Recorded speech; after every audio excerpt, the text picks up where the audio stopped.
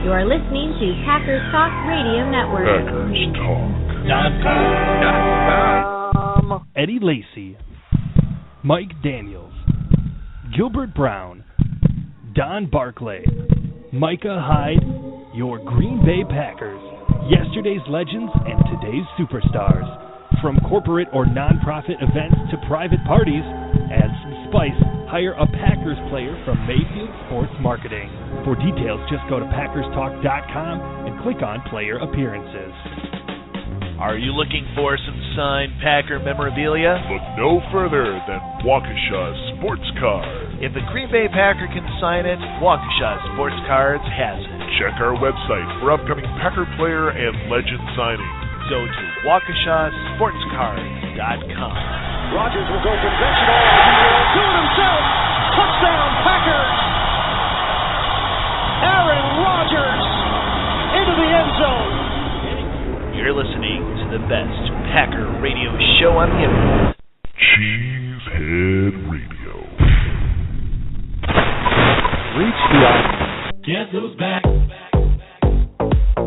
So they tried to address the problem, but so far, like you said, nothing. I guess the bright side is it happened early enough on that there's time. What are you talking about? We're going to talk about the pass rush. You can't talk about what's not there. If we don't start pushing at pocket backs and getting some pass rush, we're going to tear the secondary apart. Seats in the bowl at Lambeau will definitely outweigh the demand for seats.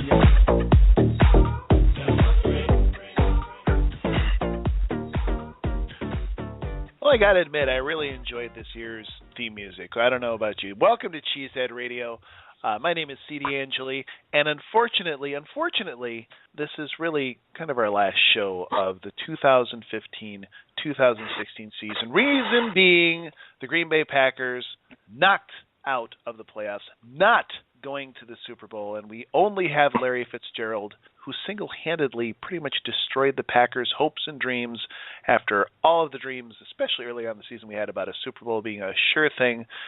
We here at Cheesehead Radio are going to talk all about it, everything that's happened since then. Is there a fight between Mike McCarthy and Ted Thompson? Is there a fight between Aaron Rodgers and Mike McCarthy? Is Eddie Lacy too fat? What the heck is success, and do the Packers even have it anymore? But we still have Jeff Janis. Ladies and gentlemen, Janis Truthers, unite. You were right all along. Cheesehead Radio, we're going to talk about it all tonight, and we're going to talk about it with the amazing Bill Johnson. Yes, the Bill Johnson of ESPN Wisconsin, joining us once again here on Cheesehead Radio. Glad to have him here for our last show of the season. I am joined by two of the finest people I know, not only in the Packer blogosphere, but in real life. Real life, awesome people. Jersey Al Bracco, he of Cheesehead TV, and of course the amazing John Rahor of PackersTalk.com. Jamie would be with us. She is too busy handing out water in Michigan tonight, so we will not be able to see her tonight. Too bad. We'll get her on the next show. Just want to throw out a quick shout-out to our sponsors who you heard here at the top of the hour and their commercials. Mayfield Sports Marketing has been very, very good to us. Give them a follow over at Mayfield Sports. And, of course, Waukesha Sports Cards. You give them a follow on Twitter over at Walk Sports. We got so much to get to tonight. Let's get to it.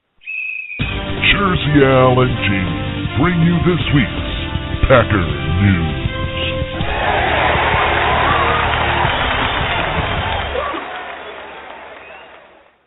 Well, a full 10 days have passed since the Green Bay Packers season ended after a crazy game that included yet another improbable Hail Mary, a do-over coin flip, and a two-play overtime. The Packers went home while Arizona Cardinals advanced to the NFC Championship game only to get blown out by the Panthers. As much as the Packers coaches lean on the cliche of it all comes down to execution, it'd be hard to argue that with that mantra in describing this contest. Mike McCarthy didn't get called for an illegal shift on the bomb to Randall Cobb. Dom Capers didn't drop two sure interceptions that would have prevented 10 Arizona points, or miss his assignment on the Larry Fitzgerald catch and run in overtime.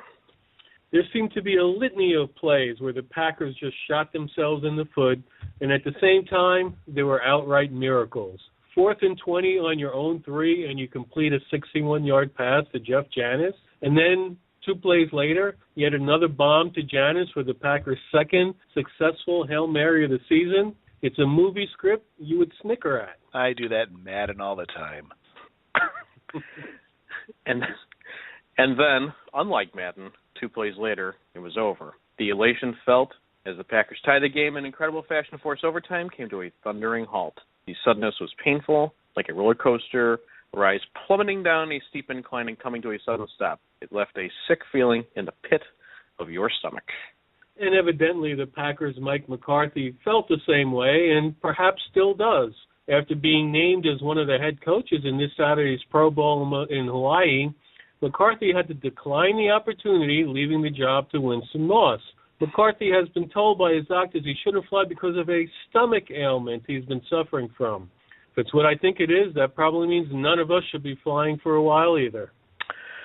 Well, thankfully, there are some Packers that were named to the Pro Bowl, which I know excites everybody. Oh, Aaron Rodgers. Unfortunately, Aaron Rodgers will not be playing due to a unspecified injury. Surprise, but luckily, baby. Clay Matthews and Josh Sitton will. Alternates John Kuhn and Julius Peppers were added to the squad after other players dropped out and were named starters. All 4 Packers are on the Team Rice, which will not be coached by the Packers staff. And that was the latest Packers news. No tweets for tonight, unfortunately. So we'll just I think have I to could go right sum up to... the tweets. Oh, go ahead. Hit it. If I want to sum up the tweets following the game, it was a lot of expletive deleted. I'm sad. This hurts. I'm crushed. Kill me. This sucks. This was our year. Pretty much sum it up.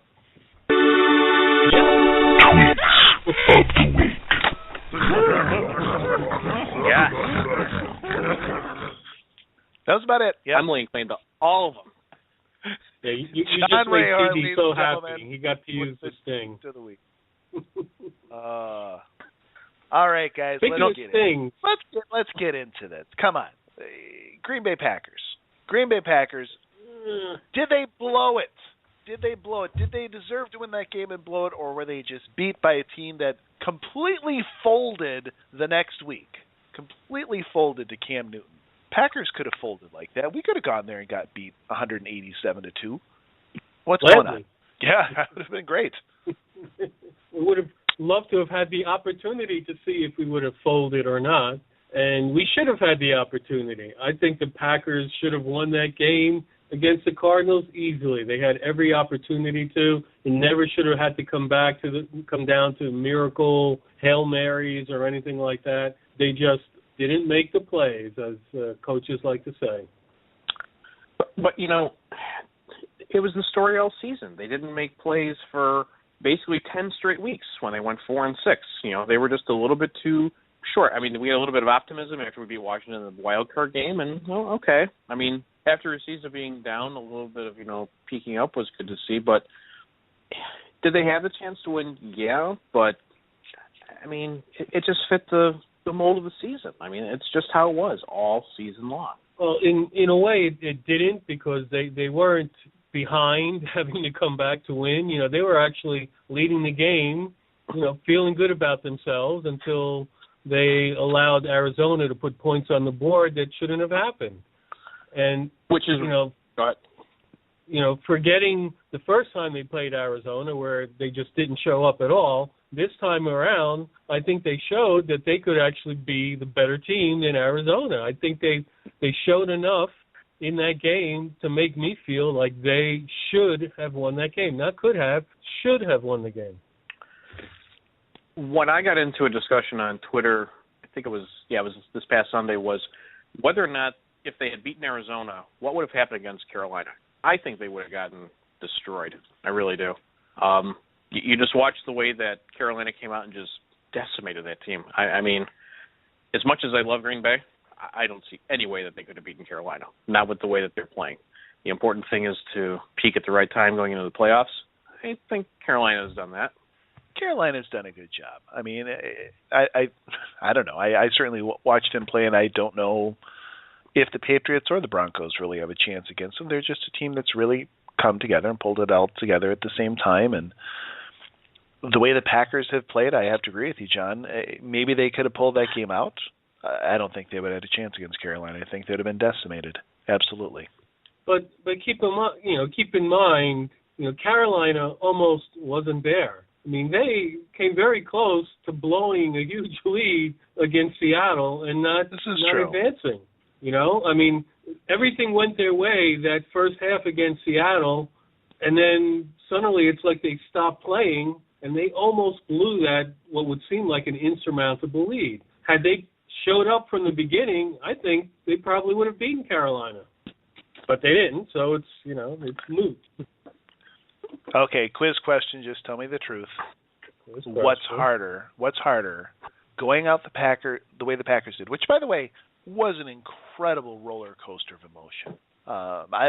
Yes, you lost, cared, you were stabbed in the heart. Oh my gosh, your birthday present was taken away. But holy cow, you're into it. I mean, the touchdown to Janis, and you were screaming and yelling and waking people up next door, and then all of a sudden it's all taken away. I mean, do you want to lose like that, or would you rather go out the way that Arizona did go out? I mean, absolutely decimated, embarrassed, and gone. Can I pick neither? I mean, well, if you had to lose. If you got to lose. Well, it's one of those hypotheticals, John. I know. I don't like hypotheticals. Neither do I. Well, it's not hypothetical. Technically, both things happened in the last 2 weeks. Okay. I think it would depend on the game. In a division game, I like the close game. I'd have no problem with that. Now, think back to last year. Would you rather have just gotten destroyed by Seattle, or would you rather have gone through what we went through following that game? There's my hypothetical. I mean, definitely would have rather gotten destroyed. Definitely. Right. Really? No. That game stayed with me for like a month and a half. Seriously. For a month and a half, I just wasn't right after that game. This year, after the Cardinal game, took about 24 hours, like, okay, yep, move on. Yeah, it's because you're used to it now. Well, that's the argument you could make, but right. No, that's not why. That's not why. My it's point a completely is different field for me. We are passionate. I mean, it is the reason the word fan comes from fanatic. I would rather watch a game and feel, even if it's anguish or anger or whatever, because at least if you're a Jacksonville Jaguar fan, you're not feeling anything. You don't even care about watching. You just turn it on and maybe they win. Oh, that was nice. They lose. Oh, well, that was expected. I mean, as Packer fans, I mean, we are living and dying. We did a lot of it this year. Probably more dying than living, but at least we were doing it. And to me, it's a game filled with passion. And even when you lose, I come out of there emotionally spent. And you know what? I love it. That's why we watch. Okay. Okay, but what are you referring to, though? I'm referring to how we lost against Seattle last year. How we lost to Arizona this year. To me, no. Stop right there. Emotionally. Not the same thing. Not even losses. Close to the same they're thing. Both losses. They were close losses. There were games we could have, should have won. Not even close to the same thing. CD. Mm-hmm. They were literally a play away from going to the Super Bowl last year. Super Bowl. A play away. Not advancing to the NFC Championship game. A play away from the Super Bowl. I don't even want to relive it, but I'm going to have to. Oh, no. 10 different things went wrong. Wait, let me see if I have scary music in the... All that had to happen was didn't have to go for the ball. And I guarantee you they would have played in the Super Bowl last year. I think everyone would agree. There'd be a 99% probability that they would have played. I don't know if they would have won, but they would have played. This year, it didn't hurt. Like, it hurt because they didn't totally fall apart. Right. They didn't totally fall apart in the last 5 minutes of the game. If anything, they actually made an amazing comeback try at the end of the game. So it's just a whole different feel to me. Okay. You know, if CD wasn't such a hater. Exactly. At least I'm a true fan. Now. Fake fan. Fake fan. There you are. So let me switch it up a little bit more because I think this has been maybe a little more macrocosm. A lot of the debate, a lot of the discussion has been on what defines success for this team. What is success? Mike McCarthy has won how many division championships? Played in 2 NFC championship games and lost. has won a Super Bowl. And yet this overriding commentary seems to be he's only won one Super Bowl. It's not good enough. What's your take on this? Is this valid or is it over the top? Al, I'm going to let you take this one first. I was just going to say the same thing, John. It's total malarkey. It's total ridiculousness, okay? I'll take a team that makes it, that is a playoff and Super Bowl contender every year over the alternatives anytime. I just can't get people like that at all. Okay. So you have a coach who just got done with his 10th season, correct? He has been to 3 NFC championship games, won one of them, won a Super Bowl. I think the trouble goes back to about 1992 when they started to be, successful, and people started to just expect 97, 98. People started to just expect them to win a Super Bowl every single year because of who was playing on the team. Getting the Super Bowl is hard. It's really hard. I think the trouble is this. You take a look at a team like New England, right? They've been to 6 Super Bowls with Belichick? McCarthy's been to 1. I'm firmly convinced that the talent in the NFC is a hell of a lot better than the talent in the AFC for the duration of the time that Belichick has been coaching and the same time McCarthy's been coaching the Packers, which is maybe why it looks a little easier for a team like the Patriots to justify success because they get there, because they're not facing teams like, I don't know, the Seahawks, the 49ers before they sucked, Carolina, Arizona, the Giants. These are all teams that have been successful fairly steadily for the last couple of years. Their talent is better than anyone else in the AFC. Sorry. That's the way it is. Yeah, and, New England has, by virtue of really not having much competition in the AFC East, has won a bunch of division titles and played all their games at home until this year. And what happened when they had to go on the road and play? Well, right. They lost to ancient Peyton Manning, who people thought didn't have a chance to beat Tom Brady in what might be their last meeting. So they have had, I'm not taking anything away from the Patriots or Belichick. I think he's by far the best coach in the game. So there's no coincidence that they're there every year, but they did have the advantage of having, like you said, soft competition, winning the division, and playing at home on their field in the playoffs until this year, and then they lose. Think about the year that Brady was out the whole year. They won 11 games without Tom Brady. Matt Castle. Right. I don't think it's a coincidence of two things. Number one, softer competition. And number two, you want to call Belichick a better coach than McCarthy? Okay, I could do that. How many games did the Packers win when Aaron Rodgers was out for most of the year? 8? Barely? I think the question is a loaded question because you're not going to get a fair answer by anybody because you're going to have the meatheads on one side saying, the Packers need to win the Super Bowl every year or it's a failure. But then you have others who are on the other extreme saying, they get in the playoffs every year and they have a chance to go to the Super Bowl every year and that's okay. And I think the middle ground is probably where the correct answer is. I would personally rather take a team, a Packers team that gets in the playoffs every year with a chance to go than these extreme fans, in quotes, who just think that if you don't win the Super Bowl, your season sucked. Yeah, totally agree. But John, if Ted Thompson would just get a whole bunch of free agents, a whole bunch of veteran free agents, everything would be fine because right now Mike McCarthy's really mad. He's furious.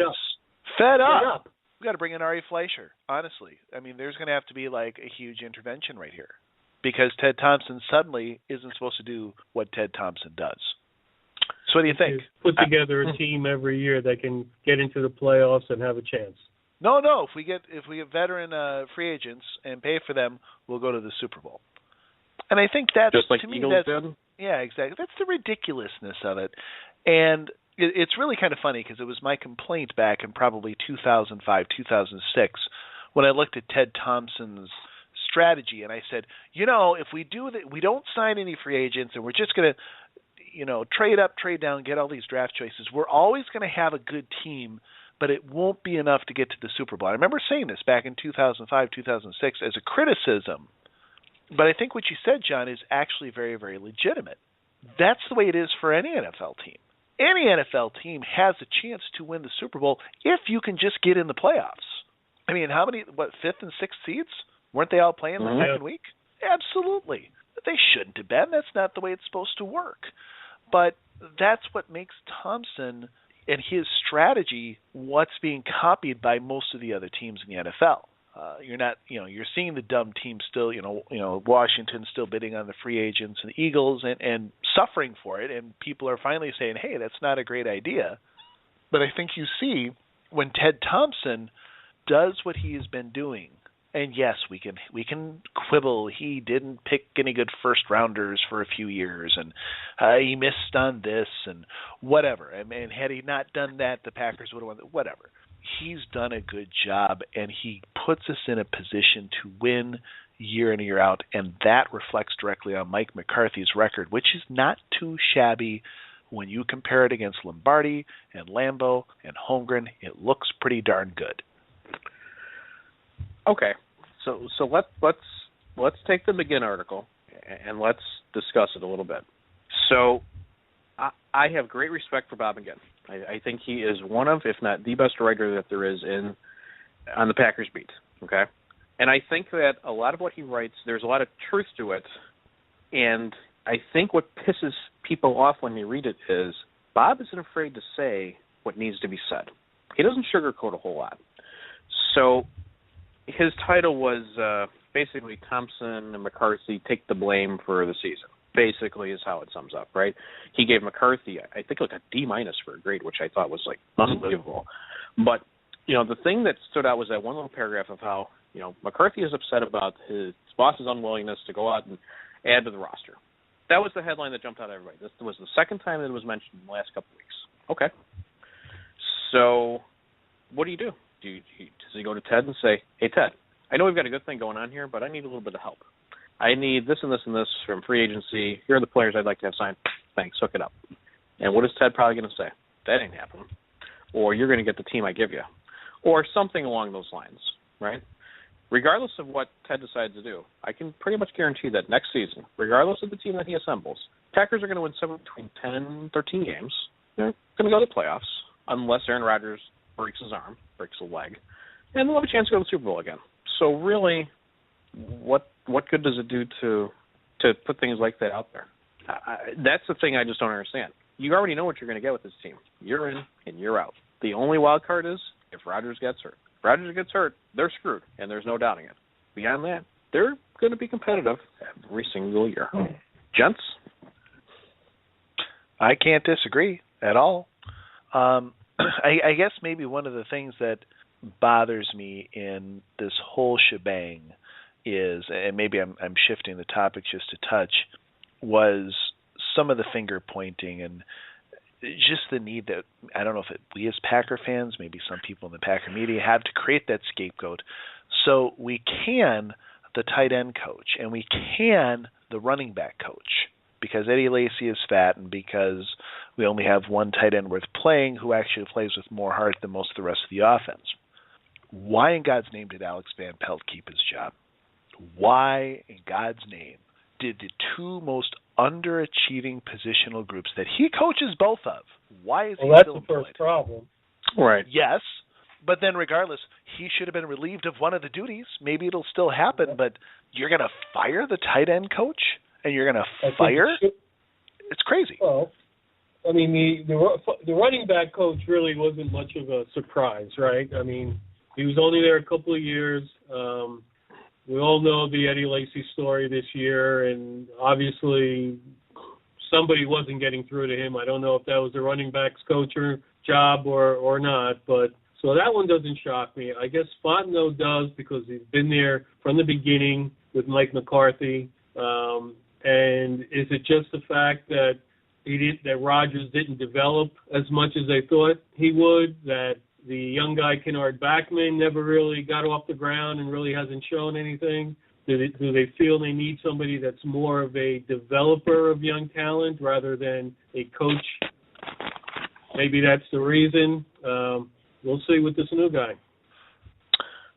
I'm curious to see what's going to happen with Tom Clements. I think he's true. The wild card in all of this. And, maybe we don't know what goes on behind those walls, but, McCarthy may very well have told him, because I believe he's still under contract, but what I read was correct. Go take some time. Go think about what you want to do. You got until, this day. I need to know what you're going to do after that. And determine, whether or not he comes back, and it might determine whether or not, Alex, you're going back to the wide receivers. Tom, you can get this position, and we're going to stick you back with the quarterback. I don't know about you, but I would have no problem giving Clements back to the quarterbacks and giving Van Pelt back to the wide receivers, and, Edgar Bennett, you can still stay the offensive coordinator with whatever the hell job he does, because I don't even know what he does. How you can have an offensive coordinator with the head coach calling plays and an associate head coach calling plays, and I wasn't calling plays, and God only knows what he does now. I mean, I think he's just streamline it back to the way it was, Very top heavy, and they're very top heavy, and they've done that. McCarthy has done that to keep people, to keep them from leaving, and that's not always a good thing. It's not always a good thing. If you get a chance, you should check out the end of season podcast by the Packers Therapy guys. They did a really, really good job. They spent a good half hour on it, just that topic, and about being too top heavy at an organization and how that affects performance and how that affects things down the line. They did a really good job. If you get a chance, check out that podcast. Very interesting stuff. So, we came out of last season, and there were, you don't want to call it coaching upheaval, but McCarthy gives the plays to Clements and reorganizes everything, and that the same thing's going to happen this year. He's going to it's going to be another adjustment offseason where people are going to have to get used to how things, were this year, not the same. Yeah. I don't know. Well, I think it's just a head scratcher of, how a team that was supposed to be, this is my biggest head scratcher. This was a team that was supposed to go to the Super Bowl, right? Jordy Nelson gets hurt. They'll be okay. They start out 6-0, and then they just basically fell off the face of the earth. A couple highlights here and there, a couple of embarrassments here and there. I think that the up and down season and the inability of McCarthy to kind of I don't want to say rally the troops, because I don't think that's a nice way to put it, but to keep them focused on the task at hand without throwing everybody's world into upheaval was something that kind of bothered me. I never thought that McCarthy would be the kind of guy who you would see make a coaching change in the middle of the season like he did when he took play calling back. I still think that was a very reactionary thing. I think when he gave up play calling was very reactionary. I don't think he should have done it back then. So I hope these decisions that he's making now with regards to getting rid of Gash, Fontenot, signing the two new guys, waiting to see what's going to happen with regards to Clements, I hope he knows what he's, kind of preparing himself for next year. Can't have another season like this. You just got to go into the season and go, okay, this is it. We're done. Here's the plan. We're sticking to the plan. Go. Yeah, I mean, he's, historically, he's usually been very measured in things he does and conservative to a fault. And it was kind of an aberration, like you said. I think it was very, very much a reaction to the way things went in that Seattle game, that he decided he needed to be more in charge of, more on top of special teams, because we all saw what happened there at the end of that game, and wanted to get his hands in all aspects. And personally, I was all for that, but it didn't particularly work that well, to the point where he had to take a rather rash move and actually take the play calling back. So that was definitely out of character for him. Well, luckily we have someone joining us who's always a character. He's one of our favorite characters. A great character. Cheesehead Radio. Special guest. He is a character. I was a little worried he wasn't going to show up. I thought perhaps he got a stomach virus or something, wasn't going to be able to make the plane here to the Cheesy studio tonight. But apparently he was healthy enough to join us. We are joined tonight by the amazing Bill Johnson, he of ESPN Wisconsin. Welcome back, sir. We're glad to have you here. Gee, if I would have missed it, it would have been an undisclosed injury. Then we could all whisper about it. Apparently you can't skip coaching the game because of an undisclosed injury. You have to come up with something else. Well, yeah, he's still sick to the stomach over that game is what the problem is.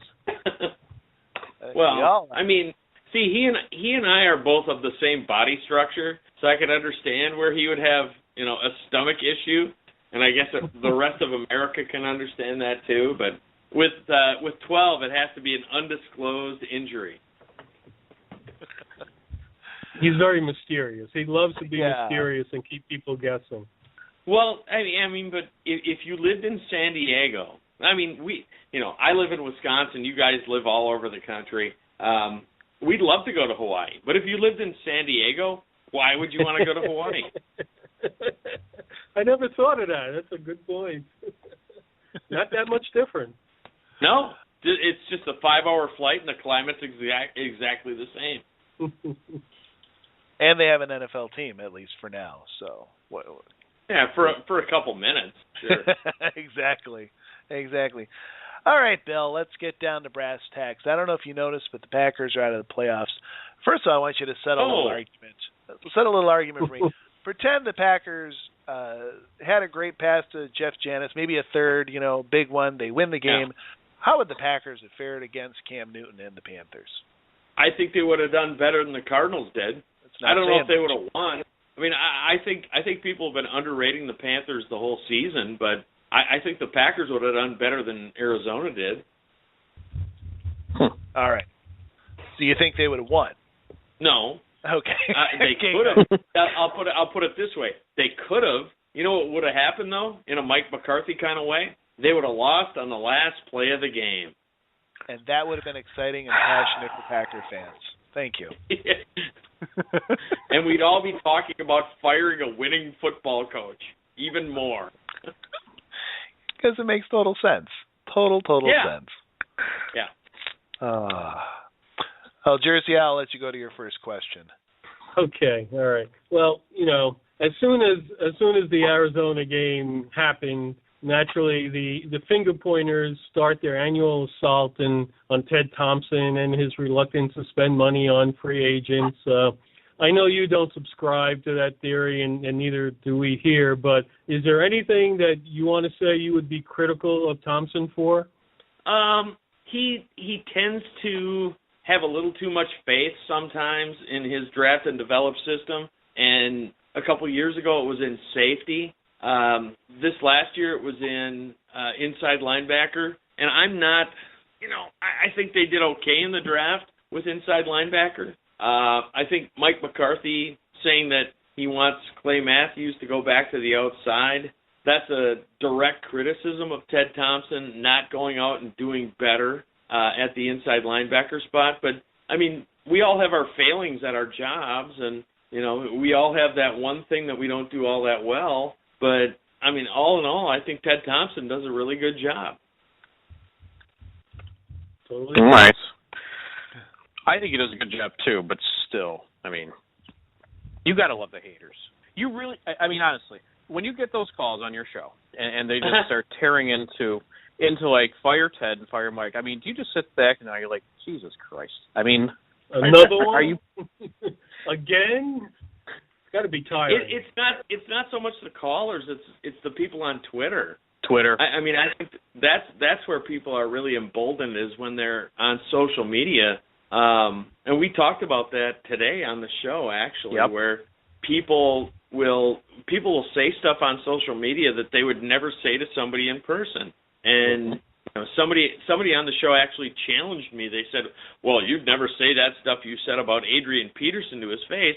I sure as hell would. That child-abusing bastard, I'd tell him.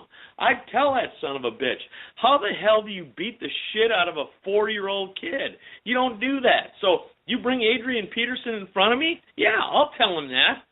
So I guess that's an extreme example. But, I mean, so many people, like the people that picked on Eddie Lacy the other day on Instagram, they wouldn't do that in real life. So, yeah. We could spend literally probably days discussing the qualities of a fan, air quotes up there, because I think the definition for that is unique to everybody. But I did enjoy that topic on today's show because, like after the game, I mean, pick any game that the Packers lose. Pick any game that your favorite team, whatever, loses. you know. You just search the mentions for that person. You're like, good grief, man. Are these people actually walking the earth? And then to go back to your thing, it's like, would you honestly say that, you know, player XYZ sucks to their face? Like, I could never imagine going up to Eddie Lacy, who, you know, is about 15 years younger than me and could beat the you-know-what out of me, you know, with one arm, and saying, like, you fat bastard, you know? You cost the Packers the season, blah, blah. I wouldn't do it. In case I'm playing the part of a irrational fan right now. You know, you cost the Packers season because you ate your way to the bench. How dare you? I would expect to get the crap beat out of me. Well, and part of the reason that Packer fans feel it's okay to call Eddie Lacy a fat bastard right now is because the coach said it was all right. And as much as I'm one of the biggest defenders of Mike McCarthy, I think he's a great coach. I think that was ridiculous. I don't care how fat you think the guy is. I don't care how much you think that affected your season. You don't throw him under the bus the day after you lost your last game of the season. So I was disappointed in that. You know, I'll just say one last thing, and then I can give it back to CD. You know, I work in business, and there's always the, you know, you praise in public and criticize in private. You know, if he really does player evaluations like he says he does and spends 15 to 30 minutes with each player, you know, you want to say something to him privately and say, like, dude, you better come back in better shape next season or else you ain't going to be here after that. I have no problem with that. But I do agree with you to stand in front of the press after losing a game like they did and say, he can't have an offseason like he did and he cannot play that way again. I don't think that's the kind of thing, especially coming from someone like McCarthy who is so reserved about everything, you know, injury-wise and stuff like that with that team. And he just came out and basically threw the dude under the bus, backed it up, rolled over him again, and said, one another bad year, you're done. Oh, okay. Thanks, Coach. And the thing of it is, he gave a state full of fat people license to call somebody fat, which was really weird.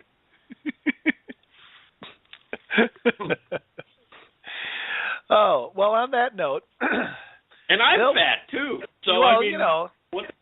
You and me both. But hey, listen. Let's shift it right here a little bit. We got to go back and revisit here the struggles on the offense. I alluded earlier that I'm just shocked that Alex Van Pelt still has his present job. I'm guessing that may change. I don't know if you have any inside information or if he's going to continue to coach the two most underachieving positions on offense this year. But I guess I do want to reflect and take a look back at Aaron Rodgers, because, you know, he kind of like Mike McCarthy, who finishes 10-6, and everyone goes, "This is a terrible season." Aaron Rodgers finishes with a 92.7 quarterback efficiency rating, and it's terrible. It wasn't 3 digits because we've grown to expect that. Now that you can look back on it, Bill, where do you think his struggles came this season? Was it physical? Was it in his head? Was it in his heart? Where do you see his struggles this year? And can he come back and be the old Aaron Rodgers next year? I think it was a couple of things.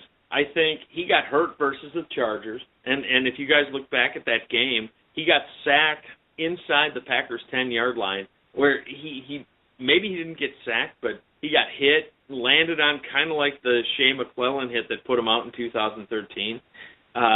I think that affected him. He wasn't the same after that. And also after the Chargers game, they had nothing to lose, so they went man on the Packers receivers. And they kind of, in their own Chargers sort of way, discovered for the rest of the league that you could go man on the Packers receivers and you could have some success. Everybody had just really hesitated to go man-to-man on the Packers receivers for 5 years because Aaron Rodgers would kill him when Jordy Nelson was healthy. All of a sudden, they had this kind of wounded Aaron Rodgers, and they had the Packer receiving corps without Jordy Nelson, and they realized they could go man on him. The thing that disappointed me the most is that the offensive brain trust for the Packers didn't adjust to it more than they could have. They did against Carolina. When the pick play didn't work, then they just kind of stopped doing the pick play. That's the one thing that frustrates me about this coaching staff is if it's something they don't really believe in 100%, they don't really give it a chance, kind of like running the ball, where they ran the pick play and it worked once, then they ran it again and it didn't work and they stopped running it. It's disappointing, and it sounds like I'm mad at the coaching staff, I'm disappointed in the coaching staff, but I still have faith in the coaching staff, and I think they're fine. I'm not like all these Packer fans that just want to fire them every time they lose a game. But it was disappointing to see how slow they were to adjust when stuff like that happened. Totally agree. Allie, you still there? We may have lost Jersey Al. No, I'm here. Sorry, I did the muted myself mistake thing. Well, Bill, I think I put Al to sleep. I'm sorry. No, it's okay. Actually, I was talking to you and not realizing I was muted. But along that same theme that you were just talking about, the coaches really not giving things a chance if they're not 100%, believers in it. I hate to give fuel to the Jeff Janis army, but boy, didn't he kind of make McCarthy look foolish for not working him into the office at least somewhat during the season? Well, I don't think it was McCarthy. I think it was more Rodgers, because I think there's a couple of times that you could pick out during the season where Jeff Janis, where we saw all the footage of Packer receivers that didn't look like they were open. There was a few times where Jeff Janis looked like he was open and Rodgers wouldn't throw him the ball. And I didn't understand that. Right. But McCarthy's not going to put him in the game if Rodgers isn't going to throw him the football. Well, even if he's not going to throw him the football, you can use him to occupy safeties. You can use him to create gaps elsewhere on the field. They just didn't want to put him on the field, I felt, for most of the season. I understand that Rodgers has part of that, but... Yeah, he was out there, but I think other teams looked at it too and said, "Well, Rodgers isn't going to throw him the ball."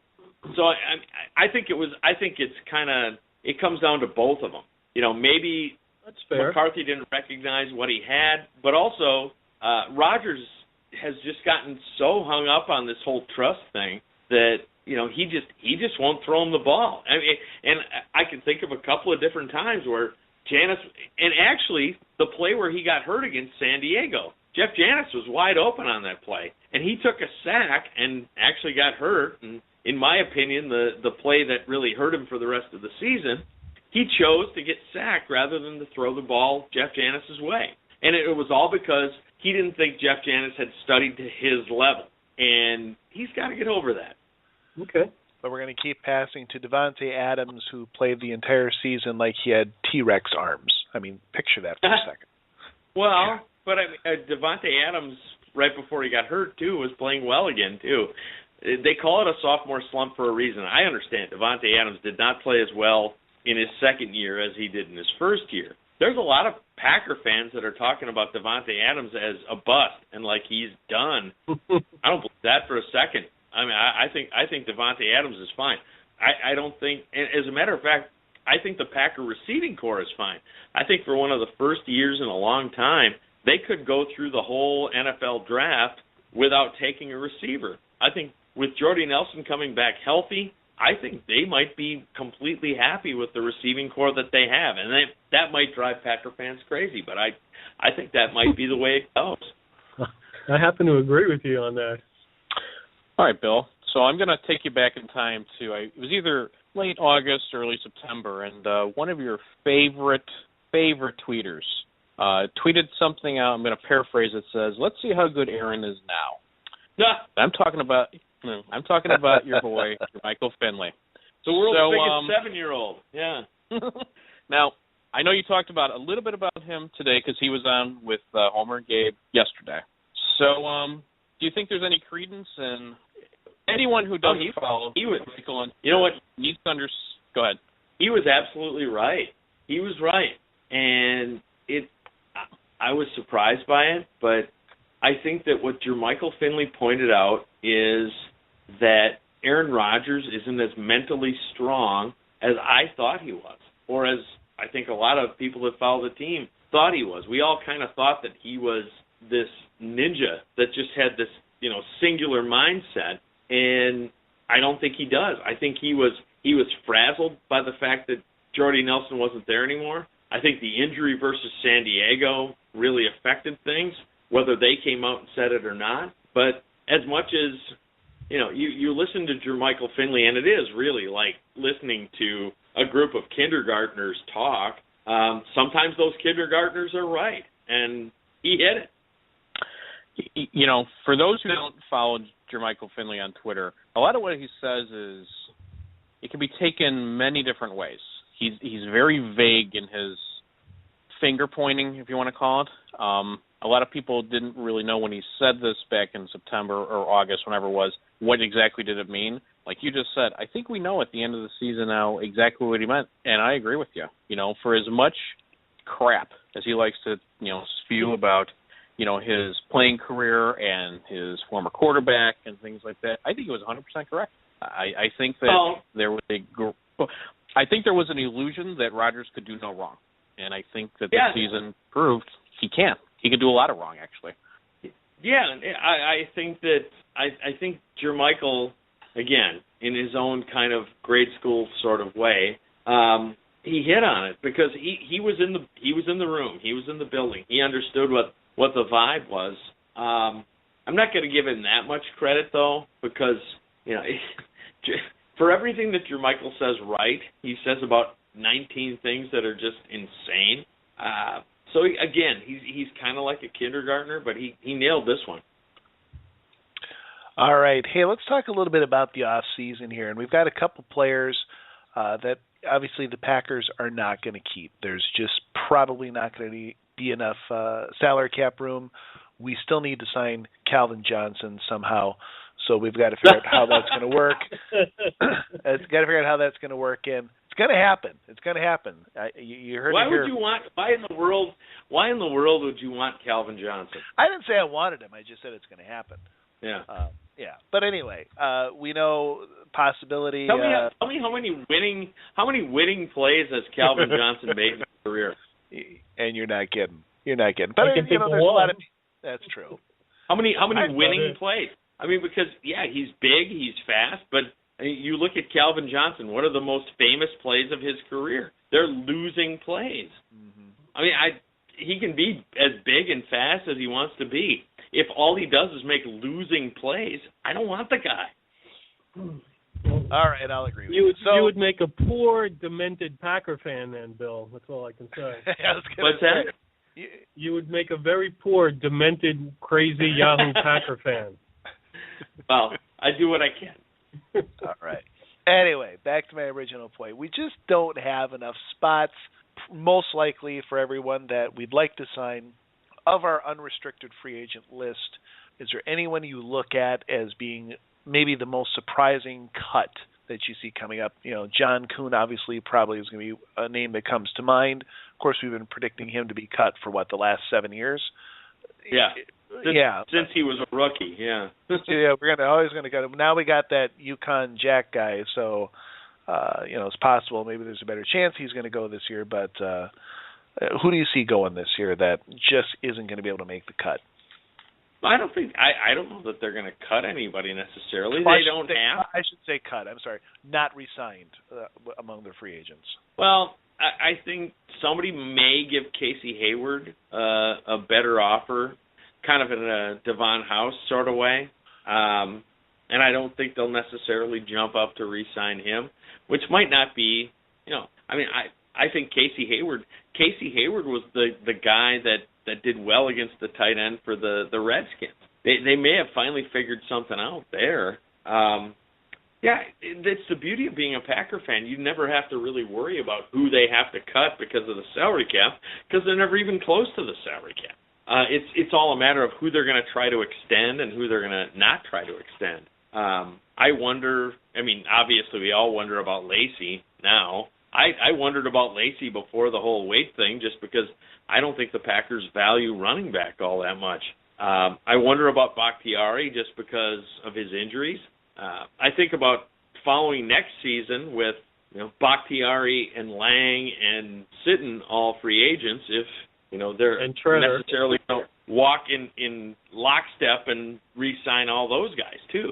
So I think that's more interesting than anything. But they'll never have to cut anybody because it's a salary cap problem. And I don't know how much Packer fans appreciate that. The other teams really have to do that. They have to cut guys that are good. They have to cut guys that have made a difference for their team because they've reached a certain age and they make too much money, the Packers never have to do that. And I wonder if Packer fans appreciate that or not. Well, all right. Definitely a lot don't. I got into a Twitter argument with somebody just the other day who wanted to know why do the Packers always have $7 or $8 million not spent? What are they doing with that money? Where's it going? And needless to say, I didn't get very far with the guy, so I just gave up. But there are a lot of people who think that way. Well, and people like that would feel better if you got to the point where you had to spend the money or you didn't have to spend the money, and you just said, in the transactions section of the paper, it said, and the Packers took $7 million and flushed it down the toilet just so that they would be at the salary cap rather than being under the salary cap. I don't know what would make people happy. And they seem to think if you just mysteriously spent that extra $6 or $7 million that you would win the Super Bowl. And it doesn't work that way. But people don't get that, and I as you guys know from listening to my little show from time to time, I try to talk people out of that kind of thinking, but they just don't think that way. All right. Let's do this. I'm going to run down the Packer free agents. All you have to do is tell me, is this player going to be back or not back? It's like a game show. It's back or not back. Okay. I like this. Can you talk like Chuck Woolery while you do it? Can you do like 2 minutes and 2 seconds, that kind of thing? We need theme music. I would appreciate that. Actually, okay, here we go. Hang on. There we are. Okay, so here we go. We are going to play. Did I get any music? I didn't get any music out of that. That's terrible. There we go. There it is.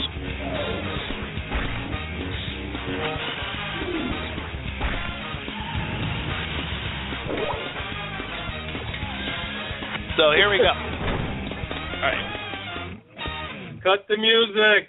I can't stop it once it starts. Don Barclay, back or not back? Not back. I throw him into that Craig Newsom category where he was good, but not that good. Then the knee injury really took it away from him. I wish him well, but he's not back. Jersey Owl's favorite player, Mason Crosby. Oh, back. Definitely better be back. Yes. I was wrong, says Jersey Owl. Long snapper. No, it wasn't. I was right at the time. I was 100% right in my evaluation of him at that time. Wait till we sign Calvin Johnson. We'll see who was right at the time. Brett Good, long snapper. Nope. I think they're going to keep Demi Lovato or whatever the guy's name is. Demi Lovato? Well, she's pretty good, I hear. Yeah. And she can carry a tune, too. A wonderful singer and a Disney character all together. Yep. What more could you ask for? All right. Casey Hayward, I think you already answered that one. You're thinking probably gone. I think they'd like him back him back at the right price. But I mean, if somebody thinks he can be a starting boundary corner, they'll kind of Devon House him. All right. Okay, the big ones. James Jones. I'm starting to lean toward yes on this one.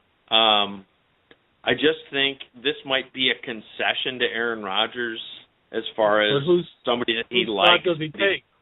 And James is fine. Ted Thompson would rather draft a different guy at a Southwest directional state that he thinks has measurables better than James Jones, but they may just go to other needs and concede and bring back James Jones for a little bit of money. All right.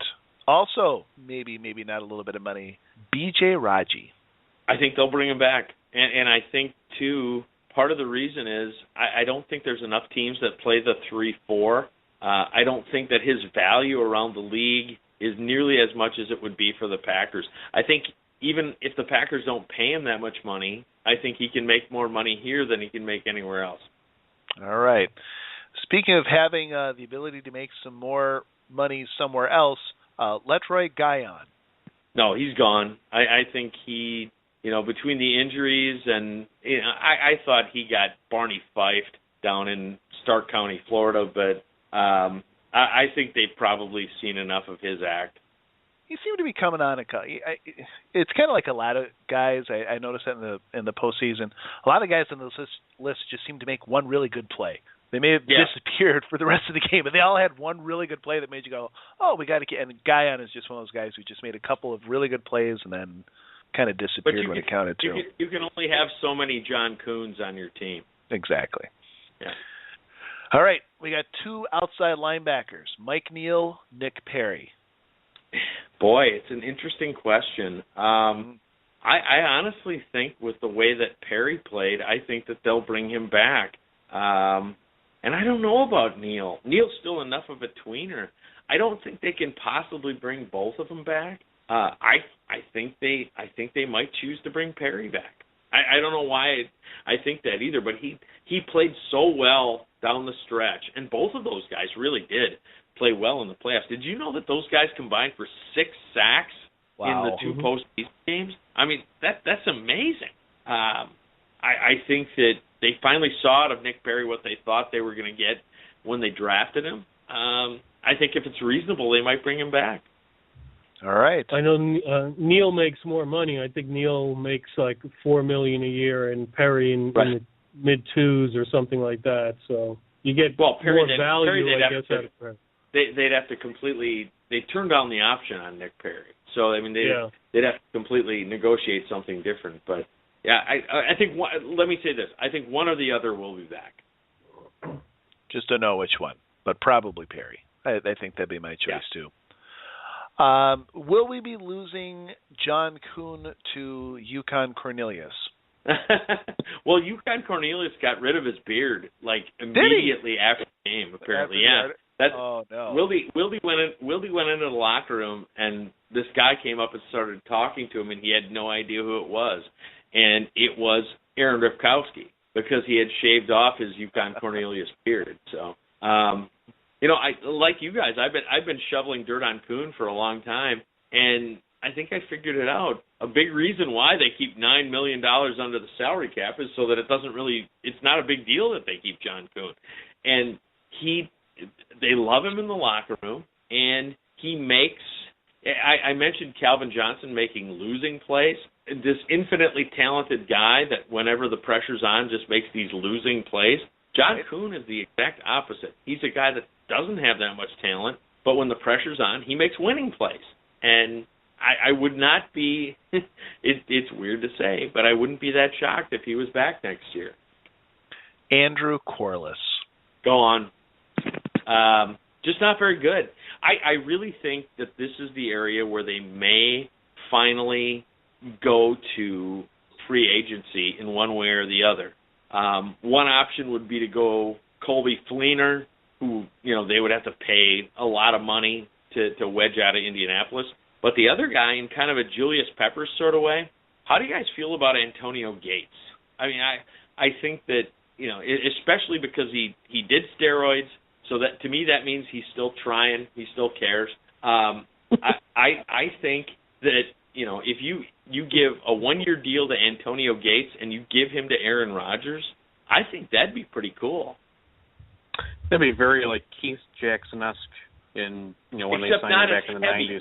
Not nearly as heavy, not nearly as chicken wingy as Keith Jackson, but similar. Chicken wingy. Okay. Bill, you're really throwing out the adjectives tonight. I do what I can. Yeah. There you go. Currently on IR, Sean Richardson.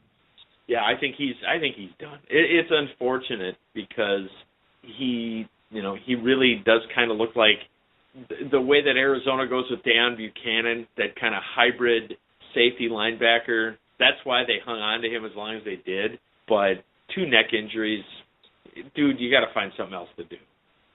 Okay. 2 left. First of all, Neo James Starks. I think they'll re-sign him. I just because I don't think anybody is going to pony up the kind of money that James Starks would need to be a number 1 running back. I think he likes it in Green Bay. He's already made that list. Well, Aaron Rodgers said that he was his favorite player in the locker room. Just because of that, you would think that he was going to come back. I think that they realize the value that he has, whether it's Lacy or somebody else that they take in the draft in 2017. They love what James Starks can do. And I know people are going to get all over him because he had a couple of key fumbles last year, but if you look at the production when he did hang on to the ball, he's a really good complementary back. I don't think anybody's going to sign him as a number one, and with that, the money is going to be comparable anywhere he goes. I think he'll be back. That's good news to me because I'm a big Neo fan. Finally, Scott Tolzien. You know, I wonder about him. I think they would like to keep him as their backup quarterback. I think they want to develop Hundley to the point where they can trade him in kind of a Matt Hasselbeck sort of way. I think that they really believe that Hundley's better than 1/3 of the starting quarterbacks that are in the league right now, and that if they can give him another preseason to prove what he can do, that they might be able to get something out of him. With that, and the fact that, you know, Tolzien is kind of Rodgers' caddy, the way that Doug Peterson, new coach of the Eagles, was Favre's caddy. You know, in all this hemming and hawing, maybe they will keep Tolzien. I don't think he's going to get a better deal anywhere else. I think this decision is more the Packers' decision than it is Scott Tolzien's decision. I think if it was up to him, he'd just stay here because he realizes he's not going to be a starting quarterback for anybody. I'll say he's back. All right. Well, that's it. That's all free agents. More time than that's way more time than anybody on your show ever spent talking about the backup quarterback. Possibly. Well, we spent a lot of time on Matt Flynn back in the day. No, you remember that season that Seneca Wallace started that one disastrous? Yeah, I think we delved heavily into that the following week. And then shortly after that, it was Scott Tolzien. There you go. Right. It all comes around. And before that, it was Vince Young. Oh, dear God. Oh, dear Lord. Yeah, that was a fun season. Oh, no doubt. Let's try to avoid another season like that anytime soon. So, as we send you on your merry way, and once again, we've been talking with Bill Johnson, ESPN Wisconsin. Your predictions for this offseason and next season, what is your crazy prediction that you think is going to happen that's just going to surprise Packer fans? Well, my crazy prediction is not necessarily a Packer prediction. It's an NFL prediction. My crazy prediction is that Tom Brady will retire. Really? Yeah. I think he got the hell kicked out of him. I think he's a smart guy. I think he's, between him and his wife, they have more money than the Pharaohs. I think he's going to look at it and go, wow, is it really worth it? But maybe I'm wrong. But that's my crazy prediction for the NFL. It's hard to make crazy predictions about the Packers because they're not crazy, and that's what bothers so many of the fans. I mean, I think they're going to do what they basically do. I hope that there's going to be some kind of compromise to make everybody happy. I think the compromise to make Mike McCarthy happy is that they sign one or two veterans, not necessarily big money guys, but my Antonio Gates thing is kind of an example of it, but that they sign another offensive lineman to sit there with Treader in case guys get hurt again next year. But it's not a crazy prediction about the Packers. I think the Packers will be one of the top 5 teams predicted to win the Super Bowl in 2016, and I don't have a problem with that. And that's when Packer fans get so upset at the end of a season when they haven't won. Yeah, I mean, you want to win every year, but it's got to be a good feeling to know that coming back the next season, you're going to have a chance. You're not going to have to move heaven and earth in order to be one of the teams that's mentioned to win the Super Bowl, and I think that's where they'll be again next year. Well, that's good news by me. How about you guys? Sounds good to us. I'd be okay with that. Good news. It's good news unless everybody thinks I'm a blithering idiot. I don't think so. I can put out a Twitter poll if you really want, but I don't think you. No, I don't think so. I think that would be a very interesting poll, actually. My wife's been here the whole time, and she hasn't said a word. She's very popular on the show. Say hello, dear. Hello, dear. Yeah, see? Hello, dear. Hello. All right. I happen to not agree with a few things he said, but I'll keep it to myself. No, go ahead. Tell him what you don't agree with. This is why you get the big ratings, and I'm just a schmo here. No, they're wrapping it up. They got to go. They're not wrapping it up. They don't have to wrap it. Tell them what you think. Well, I think that I'm pretty disappointed in Rodgers this year for several reasons, but the main one being that I think he gets in his own way, and we're seeing that more now because when he doesn't have the instant success that he was having, you can see that clearly only one game in the season we saw Aaron Rodgers. Only one game where we saw him actually being Aaron Rodgers.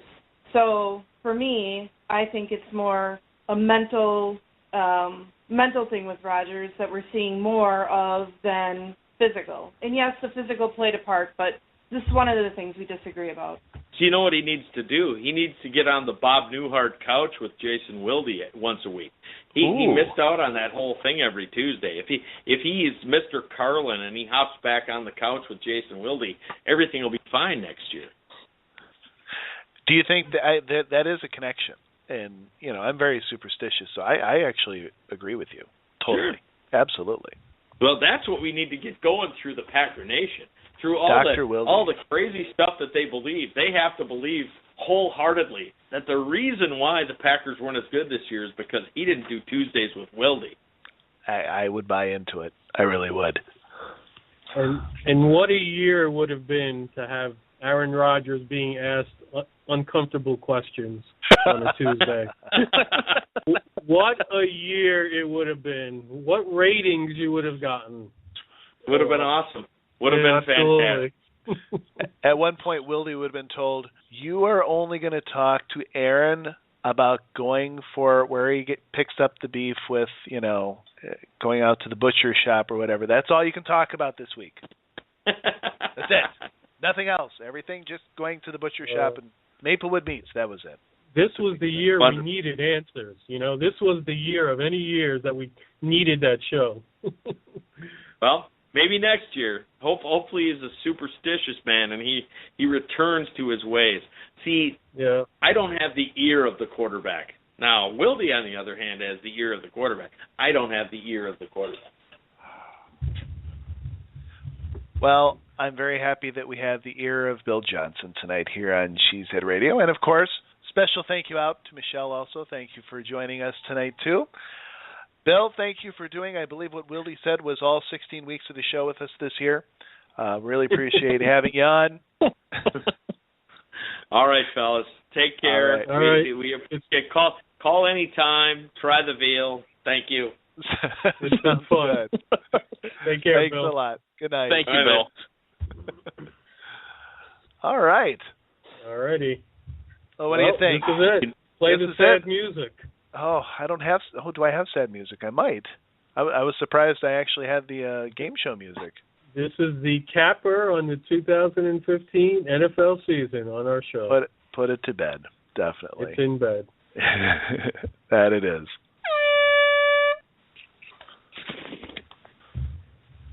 Oh, am I reading it? Okay. I don't care. Whoever wants. I got it. Whoops. Sorry, I got it. I'm sorry. All right. Were you muted again?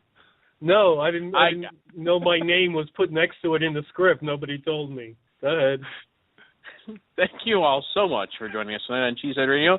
Thank you to Bill Johnson and special guest Michelle Johnson for joining us. Make sure to head over to PackersTalk.com to get all the podcasts. Please follow Please follow at Packers Talk Net on Twitter and give the Packers Talk Network a like on Facebook. Cheesehead Radio and all your Packers Talk podcasts are available on iTunes. Just Google Packers Talk iTunes and you'll find it. Be sure to subscribe and leave us a review if you can, and make sure it's as good as you want to give, which is 5 stars. Right? Sure. You can also listen by using Stitcher, TuneIn Radio, or your favorite podcatching app and search for Packers Talk. If you're on Facebook, please like our Packers Talk page and look for the Packers Peeps group. It's a private group, but if you request to be added and listen to the show, you're in. And finally, please be sure to support our sponsors. Once again this season, Mayfield Sports Marketing at Mayfield Sport and Waukesha Sports Cards at Walk Sports. They are the money men. They make the show happen. They make things go round. That's it, guys. Awesome. We're done. Yeah, I'm not trying to insult you, John. Jamie really has that down. We learned that with Al. She really does. She does. She really does. I can't do it a quarter as well as none of us can. That's why she's the glue. Here it was, getting ready to say it was, excellent having another season under the belt. What is this, season 6 for us we just wrapped up? 5. Wow. And, right. And I get, that wrap-up was okay. What the hell with both of you? So we were just complimenting Jamie, not knocking you. Yeah. No. That was extremely adequate. It was very good. Adequate. Extremely adequate. Was that the wrong word? No, it was really good. It was moderately adequate. All right. That's more reasonable. Well, it's been 5 years. Thank you for joining us for the last this season and all the times that you've joined us here on Cheesehead Radio. Until then, good night and go Pack Go. Go Pack Go. Good night. Go Pack Go. Eddie Lacy, Mike Daniels, Gilbert Brown, Don Barclay, Micah Hyde, your Green Bay Packers, yesterday's legends and today's superstars. From corporate or non-profit events to private parties, add some spice, hire a Packers player from Mayfield Sports Marketing. For details, just go to PackersTalk.com and click on Player Appearances.